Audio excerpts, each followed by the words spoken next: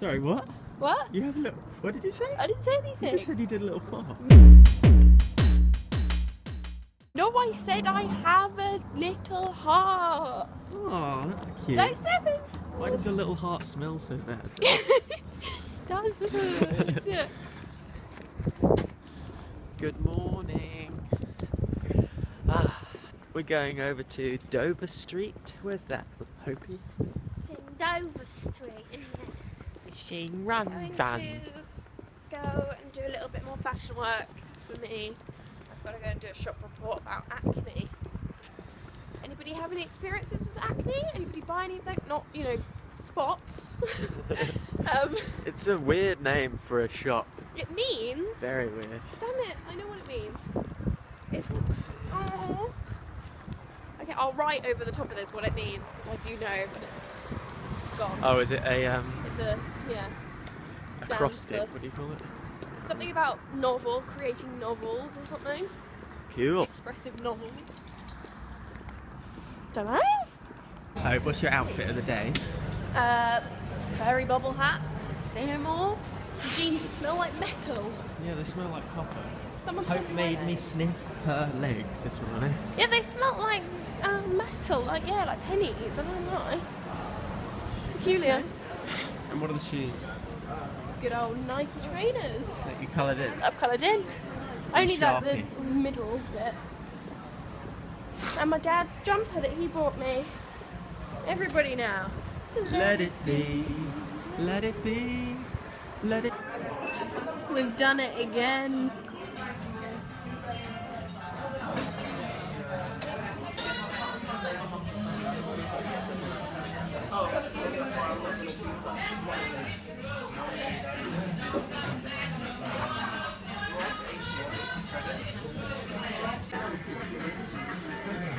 Someone's had a bite out of my ice cream.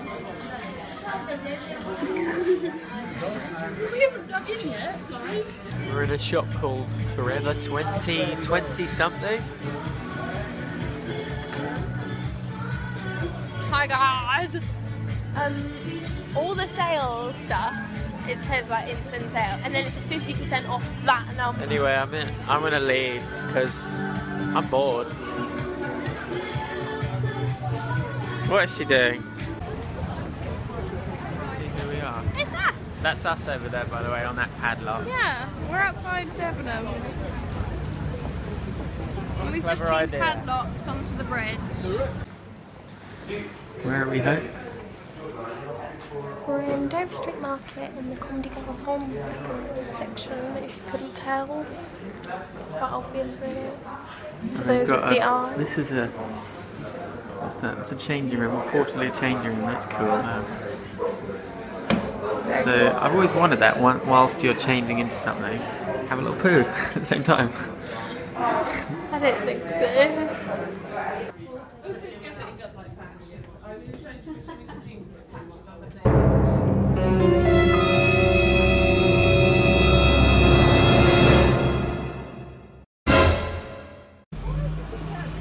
We just saw Robert Pattinson! Or Adam spotted him. That's cool. So cool. We were like debating to get a photo with him, but actually I felt really bad because I think he's like a shy guy, and he was right at the back of the bottom of the store, like being hidden, and like his PA was trying to like choose clothes for him, like she was doing the shopping and he was just staying at the back, so there was like no one in there, so I don't think he would have wanted any attention. Yeah, because it's always the hard thing, isn't it? Like, do you say hello, or do you not say hello? You're just like, would you mind if we had a quick photo? Because like, I feel like they wouldn't really mind. You're not really covering Robert Pattinson, everybody. Oh, it's scary. The darkness is upon us. Jack the Ripper comes out in Whitechapel. stuff like that. We're in East London. We're in East London, right? East London, mate. East Cheers for watching this vlog at E. Yeah. Stick above my head on my pom-pom to have a look at yesterday's vlog where we met another famous superstar. Yeah. Yeah. He was way better than our Pats. He was S-Books. Mate, we met Steve Booker. I asked him what was your favourite food to photograph. You'll never guess what he said. He wants to put kittens in a burger. No, I didn't actually. Well, it was find out what he said. I think that was the synopsis of what he said. Thanks for watching. See you next time.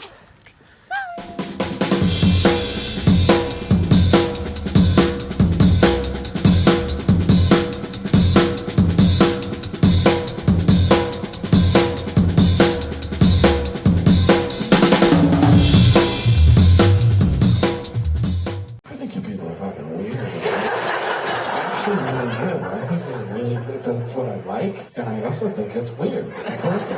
You people don't messed up weird people. No, it's fascinating. It's true. I mean, I've done a couple of Canadian movies, and they're two of the most fucked up dark movies I've done. They're really messed up weird characters, and there's something really dark, and I like that, actually. There's actually something, when you guys drop the whole nice thing that you do really well, you're really dark and weird. And I'm serious, I like that.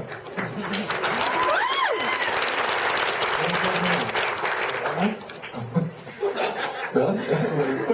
What was the other movie? I'm just curious. Just how I'm gonna have this conversation. I did a movie called Barney's Version. But it's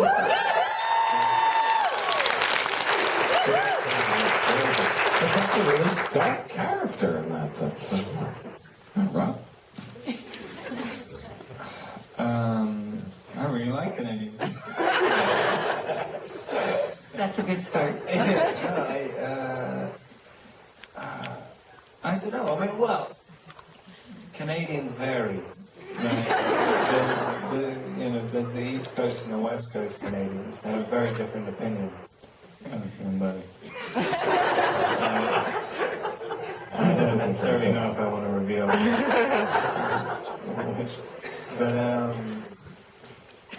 But I really liked working in Toronto. I like Torontonians. No, it was fun. It's a cool city. I think I like it. Great, thank you. So enough about Canadian narcissism. Question for the actors, and of course kudos to Juliette, who's not here, and Jay, who are brilliant in the film and led by the illustrious David Cronenberg. A question I don't know, Robert and Paul, that last scene and Up Against the Giant, we touched on Barney's version in the last question, but here's, one of our most brilliant actors, Paul Giamatti, I think we all love. What was that? I love you too, Robert, but come on.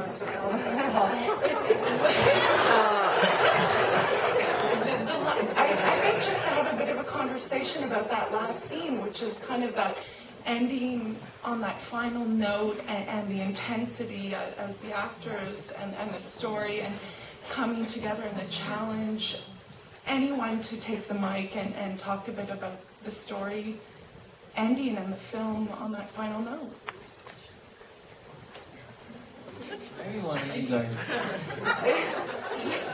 Anyone who wasn't killed up to this point, I don't know. Kevin?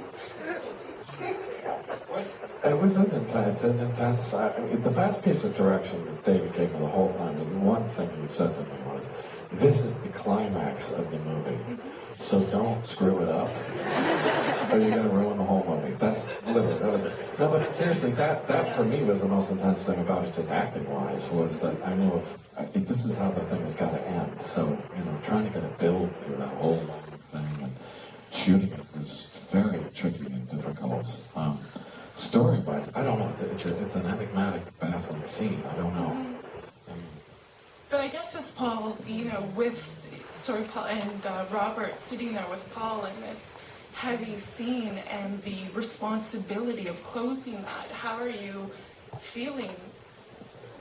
And it's all coming together. It's intense. It was nerve-wracking. And we feel that as an audience. It was hard. It was definitely one of the harder things I've done on film. But we had a good time. And in fact, we were actually laughing a lot while we were shooting it. Rob and I would crack each other up because fortunately it's kind of crazy and absurd too. But I don't know. It was a very intense thing to do. I've never done anything quite like it. I'm not really helping. Robert. I'm sorry. My nerves were not racked. I just had a lot of fun, actually. You know, I knew I had the two right guys to do the scene. We had a wonderful production designer who gave us great space, a great texture to play with, and it was really a lot of fun. I mean, we had 6 days boarded for shooting it. We finished in 3. And literally, I think almost every shot was 1 or 2 takes. That was it, including the last long shot, which ends the movie. That was 1 take. So, however difficult it was, we were on a roll, and we seemed to know what we were doing, and so it was actually fun. It was brilliant. Thank you. One last question, and then over here. Very brief. Mr. Cronenberg, about 60 or 70% of the movie taking place in the car. What was the biggest challenge for you as a director to have so much of the movie in one scene? Well, it's interesting. I heard Paul just recently say he likes acting in small, confined spaces. And actually, I like directing in those as well. So, you know, I mean, I noticed this when I did The Fly, because it's basically, that movie's 3 people in a room, basically. So, I liked, it wasn't so much a challenge as a kind of joy and a lot of fun to create this limo. It was a set, obviously. They came apart in 24 pieces, like a kind of Lego car. You could split it down the middle or in half and all that, so that we can light it and shoot it from different angles and put it in New York City later through the windows. So it just induces, I think it immediately gives you that an intensity and a focus that you wouldn't have in wider spaces. I don't think I could ever do a Western, you know, it's too much space. And it really, I gave my crew 2 movies to look at. One was called Lebanon, which is a movie that takes place entirely inside an Israeli tank. And the other one was Das Boot, which takes place entirely in a submarine. And I thought, this, you know, gives you an idea of what you can do, what interesting things you can do visually and dramatically in a very confined space. And it makes you really, you know, when Juliet got in there, I said, no, just use the space. She really went, she did, you know? So, and then used it in a way that the other actors didn't. They used it in a different way. So it was